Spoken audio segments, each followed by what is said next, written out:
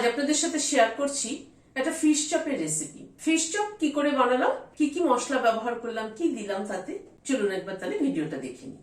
রুই মাছ নিয়েছি, নুন ছড়িয়ে দিচ্ছি, হলুদ ছড়িয়ে দিলাম, একটু সাদা তেল ছড়িয়ে দিচ্ছি, মাছগুলোর গায়ে ভালো করে মাখিয়ে নিচ্ছি। জল ফুটছে, স্টিমার বসিয়ে দিলাম, মাছগুলো দিয়ে দিচ্ছি, মাছগুলোকে একটু ভাপিয়ে নেব।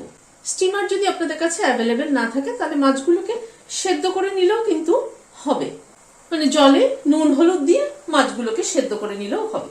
ঢেকে দিচ্ছি, মিনিট 10 মতো স্টিম হলো, ঢাকাটা খুলে নিচ্ছি, গ্যাসের ফ্লেমটাকে বন্ধ করে দিচ্ছি।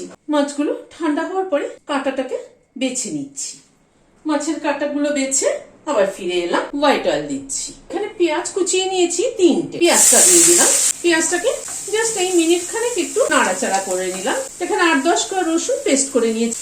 পেঁয়াজের কুচিটা যত মিহি হবে তত কিন্তু ভালো, পুরো মাছের সাথে একদম মিশে যাবে। মিনিট খানেক একটু নাড়াচাড়া করে নিলাম। এখানে 3টে কাঁচা লঙ্কা কুচিয়ে নিয়েছি, দিয়ে দিলাম। 1 টেবিল চামচ মতো আদা বাটা দিলাম, আবারও মিনিট খানেক একটু নাড়াচাড়া করে নিলাম। এবার মাছটাকে দিয়ে দিচ্ছি, মাছটাকে দিয়ে মশলার সাথে মিশিয়ে নিচ্ছি, নুন দিয়ে দিই, হলুদ দিয়ে দিলাম, ভালো করে মশলার সাথে কষিয়ে নেব। প্রায় মিনিট 3-4 সময় ধরে মাছটাকে কষিয়ে নিলাম। ছোট ছোট 4টে আলু সেদ্ধ করে নিয়েছি, সেটা দিয়ে দিলাম। আলুটাকে মাছ মশলার সাথে একটু কষিয়ে নেব। বাইন্ডিং এর জন্য আমি এখানে আলু ব্যবহার করলাম। মিনিট 2-3 সময় ধরে কষিয়ে নিলাম। 1/4 চামচ পরিমাণ গরম মশলার গুঁড়ো ছড়িয়ে দিলাম, 1 চামচ ভাজা মশলার গুঁড়ো ছড়িয়ে দিলাম। এই ভাজা মশলার গুঁড়োটা জিরে, ধনে, মৌরি, শুকনো লঙ্কা আর তেজপাতা শুকনো খোলায় ড্রাই রোস্ট করে গুঁড়ো করে রেখেছি, মিশিয়ে নিচ্ছি। গ্যাসের ফ্লেমটাকে বন্ধ করে দিয়ে এটাকে একটা প্লেটে নামিয়ে নিচ্ছি। একটু ঠান্ডা হওয়ার পরে এখানে পেঁয়াজ কুচি দিচ্ছি, 2টো পেঁয়াজ, ছোট ছোট 2টো পেঁয়াজ কুচি করে নিয়েছি। আদা কুচি দিলাম 1 টেবিল চামচ পরি, 4টে কাঁচা লঙ্কা কুচি করে নিয়েছি, 1 মুঠো ধনে পাতা কুচি দিয়ে দিলাম। সবকিছুকে দিয়ে এবার মেখে নিচ্ছি। এবার এই মন্ডটা থেকে খানিকটা করে তুলে নিয়ে চপের শেপ করে গড়ে নিচ্ছি।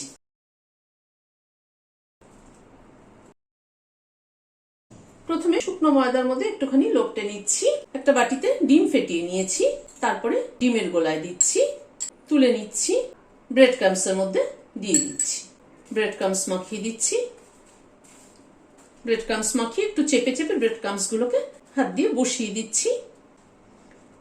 রেডি করে নিলাম। এবার মিনিট 10 জন্য একটু ফ্রিজে রেখে দেবো, ক্রাম্বসটা ভালো মতো সেট হয়ে যাবে। সাদা তেল বসিয়েছি, চপগুলো ছেড়ে দিচ্ছি। ভিডিওটি যদি ভালো লেগে থাকে তাহলে একটা লাইক এবং সাবস্ক্রাইব করার অনুরোধ রইল। আজ তাহলে এখানে শেষ করছি। নমস্কার।